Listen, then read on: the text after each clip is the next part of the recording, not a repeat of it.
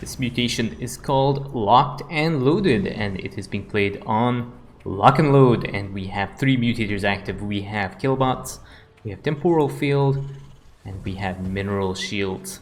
So overall, not a really difficult set of mutators to deal with. Probably the most difficult one here is going to be the Killbots mutator, especially if you are playing 2 Terran commanders, because being able to feed the Killbots is going to be a little bit difficult.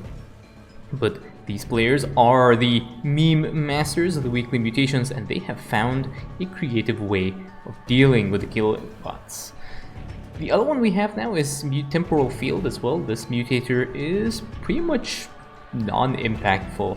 I remember when I was doing the mutator interactions for Starcraft2coop.com, it was actually really difficult to get caught in the Temporal Field. It was really difficult, so this one should not really impact players very much.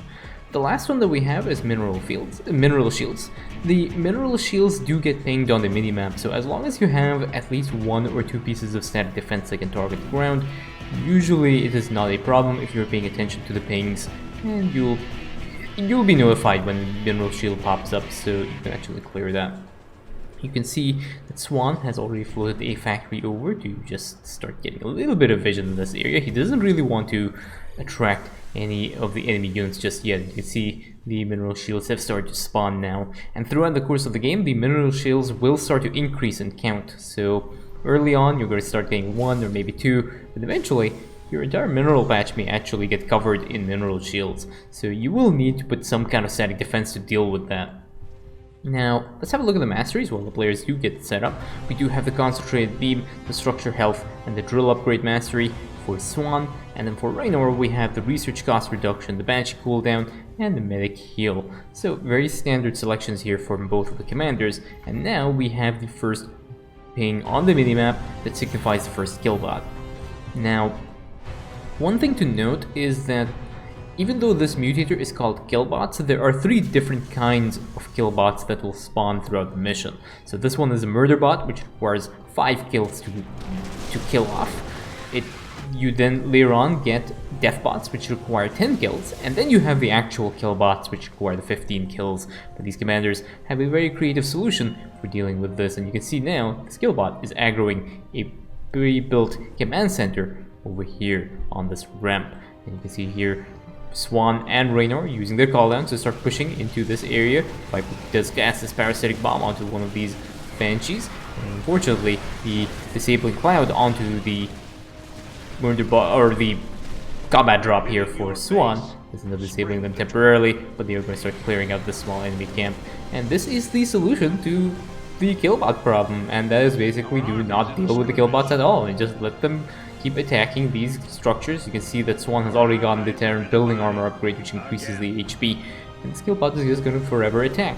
And this is just very analogous to real life, as if you have a problem, what do? Is you just ignore the problem and just trying to solve the symptoms of the problem rather than the root cause, and it is actually really interesting. So you can see now that we have a Hyperion that is dropped onto the northern lock, and this Hyperion is just going to deal a little bit of damage. Unfortunately, there does not appear to be a Yamato cannon that is being used that would have actually cleared out this hybrid. So this hybrid is getting a little bit more value and soaking up a little bit more time from the Hyperion. But this Hyperion now is cleared up, and now a tactical jump over here, trying to just weaken some of these enemy units. And we can see now that we have 2 of these murder bots that are aggroing these SCVs, and now this one actually gets to unleash from the command center, so to kill off some of these SCVs, which is somewhat unfortunate because these SCVs are required for a little bit of repair, but now they'll be pulled back. And we have a little bit of aggro here from one of this hybrid. It's getting vision from these point defense drones that were dropped from the Hyperion earlier, and then clearing those things out.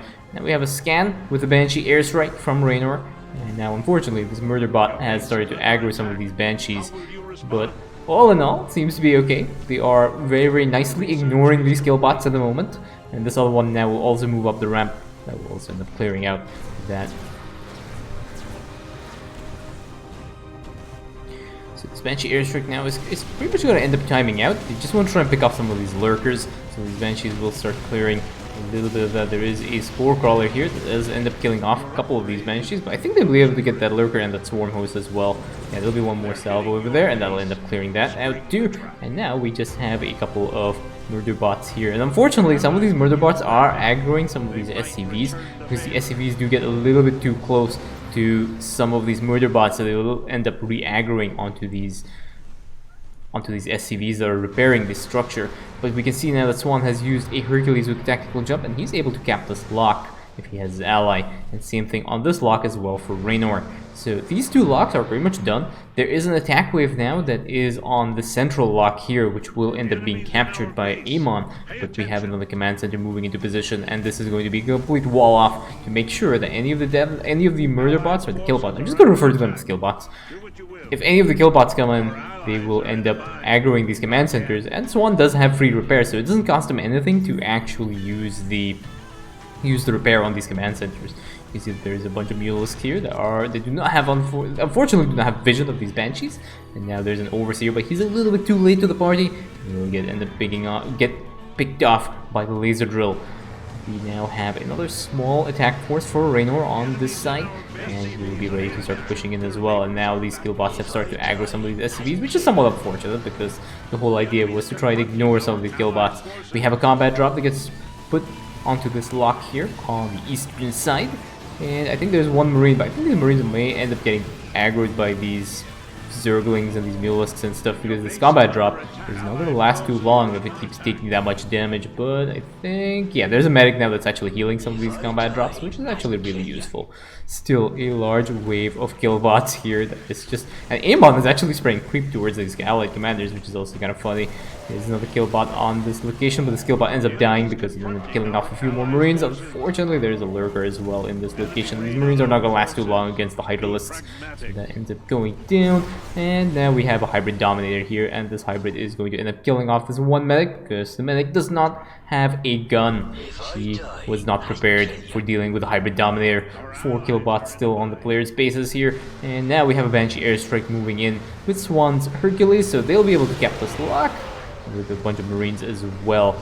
And now we have another 2 kill bots that are moving towards the player's base. So there's another ping here that says that they are going to be moving into this location in just a little bit. They just have 2 more locks to clear, and they are trying to sneak in between the attack waves to make sure these attack waves do not end up aggroing. Unfortunately, this attack wave is in location. The Hybrid Dominant does cast a Plasma Blast on this Hyperion, but this Hyperion is really tanky, and it is going to end up killing off this Hybrid, and the rest of these units pretty much don't stand a chance against this Hyperion. And now we have a bunch of Marines that's also being dropped, along with an Overseer that also gets picked off, and that is pretty much going to be the rest of it. There is another huge tactical jump from the Hercules here, and these kill bots have actually ended up clearing out all these SCVs, but it doesn't really matter right now because this is the last lock to be captured, and this lock is going to be captured at around 12 minutes and 20 seconds, which is faster than how much you would normally get on the random queue.